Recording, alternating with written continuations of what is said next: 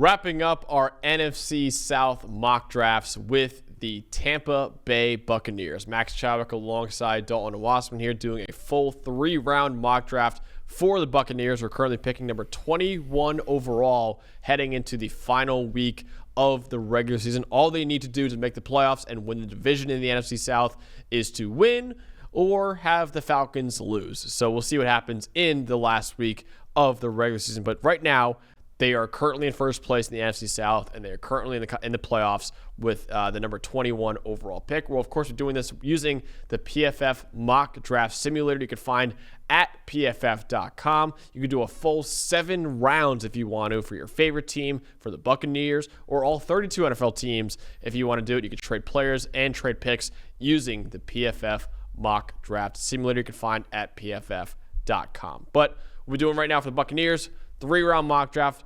3 picks for the Buccaneers in this mock draft. Not going to do any trades in this mock. So we'll start it off. And at number 21 overall, Dalton, some interesting players here are on the board. I think a Colston Loveland will be a really fun fit in this offense. Has been playing really, really well this year.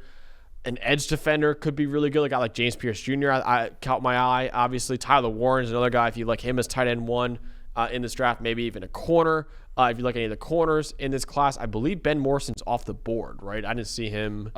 He went 1 pick before to Denver. Brutal.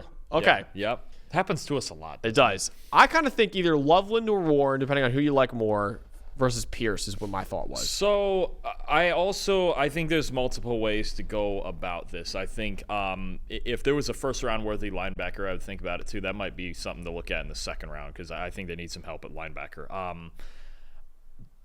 I think if we're going the offensive route, there's 2 that stick out to me among this group. And I actually, for this team, because we already have Dalton, who is a solid player and a more traditional tight end, I think I would lean in on Warren over Loveland here, just as he's and they're both versatile pieces. I'm not saying that they're not, but Tyler Warren just does freakish things all over the football field, right? And I think for that fit, I think we can get some of the same things out of Loveland that we already do from Otten, where I think Warren adds a different dimension. The other thing, too, is if we're looking at offensive weaponry, Chris Godwin, we don't really know his situation there as far as his contract and if he's going to get it, if we're going to extend him. And we have, I think Jalen McMillan in the slot's great. We know Mike Evans on one side and the outside is great. And they're moving guys around all the time. But I even think about a guy a couple spots lower. He probably wouldn't go over one of these tight ends, but a guy like Alec Iamaner, I still saw on the board.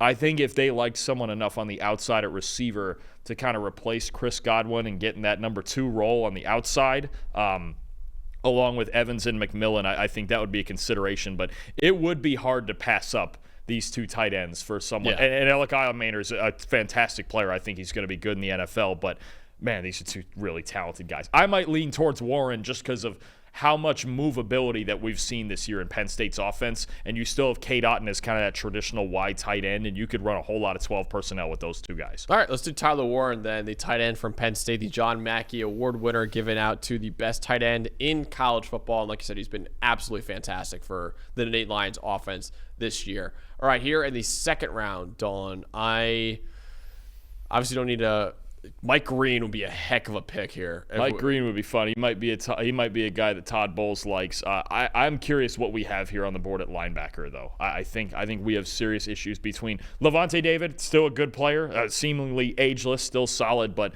they've had issues covering at linebacker, and Chris Paul would be a thought for me here. He's been fantastic for Ole Miss this year, so I think something in the front 7 would be a theme. I think they have problems covering over the middle of the field. I think an edge player like Mike Green or someone like Chris Paul at linebacker, those are 2 very good options. I kind of like the other linebackers that I think we can get at 85. So that's why my thought would be to go with a guy like Mike Green here instead of a linebacker. But he has been so good this year, Mike Green, and so is Chris Paul Jr. I kind of think Mike Green, just value-wise, is a little bit better, and it is a need for them at edge defender as well. So I kind of think go Green here and then go with a linebacker in the third round. And I'm with you. I think a pretty good young rotation that you're building there. Yaya Diaby's got 61 pressures this year. Chris Braswell, only 18 pressures, but obviously he's coming along. He's in the rotation. He's going to be pretty good. And Mike Green to add into that. Maybe they don't have that top level, Myles Garrett type of presence off the edge. But if you build a good young group like that, I don't hate that. We could go with Mike Green here, and look, I'll tell you what, the tape at Marshall's just nasty, isn't it? With him, I mean, it's just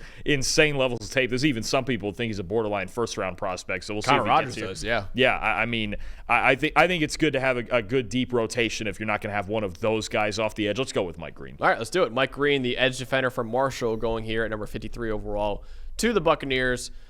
Final pick here in the third round. I do want to help you out and get a linebacker. Dalton, what are the linebackers we have on the board here? I might just take one to take one, honestly. Carter, Lawson, Kaiser. I think Lawson – would Lawson be ranked higher than that if he didn't just tear his ACL?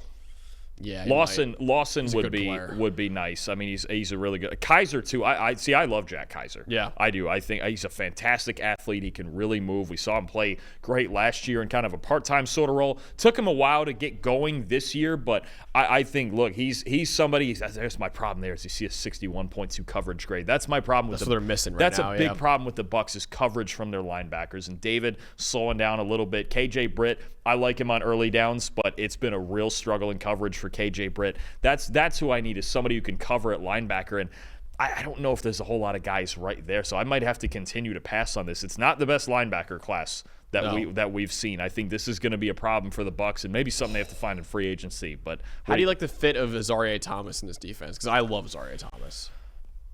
It's been a lot more zone coverage this year. Yeah, that's true. He's a press man guy. I need to know that and Todd Bowles has a history of going man-to-man, that's for sure. And it would be different. It seems like he's leaning more into the zone coverage with guys like Dean and McCollum. Unless he wants to get back into the man coverage sort of thing, I think it's a thought. I think Mello Dotson in this sort of environment that Todd Bowles has on defense might even be a better fit. I think, he's struggled a little bit this year, but right there you see the zone coverage grade right there. It's 76.3. I think that might be a fit. You want some corner depth. I still feel like too though, like their secondary, they have talented guys. It feels like they're just out of place sometimes, doesn't it? And they've had some injuries too. So there's a lot of different ways to go about this. I mean, I think even offensively, if we're looking at maybe some interior help, maybe because we've got Ben Bredesen playing left guard, and that's kind of a stopgap for now. We could look at guards. There's a lot of different ways. What do you think here? I love Azareye'h Thomas, but you're right, the scheme fit's not the best. But Azareye'h Thomas, I can tell you right now, is going to be like a top 50 player on my board. He is really good. I just think there's other fits that are going to be better, other man coverage type of teams that are going to be better fits. And lately, and Bowles has done it in the past. He's just not doing it right now. So if he's trying to get back to it, cool. But I think in their current form, I think Dotson would be a better fit. All right, yeah, I like that. Let's go with Mello Dotson because I do think he's a really good player as well. The Kansas cornerback as well. So yeah, let's go with Mello Dotson for Tampa Bay to round out their mock drafts. To recap right there. What we did was take Tyler Warren, the tight end from Penn State, in the first round, Mike Green, the edge defender from Marshall, in the second round, and Mello Dotson, the corner from Kansas, in the third round, getting an A- from the PFF Mock Draft Simulator. Pretty good. And Trevor would love having Tyler Warren down there in Tampa. He would love it. You already know. Yeah, this is a Trevor Sikkema mock draft right here. That's exact. Tyler Warren and Mike Green. Oh, yeah. Hopefully he appreciates this mock draft. Trevor Sikkema is a lifelong Tampa Bay Trey, as he's known on Twitter, Dawn, the Tampa Bay Buccaneers fan. But let us know in the comments below what you think of this Buccaneers mock draft. We've got more mock drafts coming for other divisions very soon, so stay tuned. Thanks for watching, everybody. Make sure you like and subscribe the video. And if you don't have a PFF Plus subscription, you can get one to see all the premium stats that we talked about here on the show, plus the expert betting and fantasy advice over at subscribe.pff.com. The description is also right below, so if you are not a PFF Plus subscriber, you can come one today.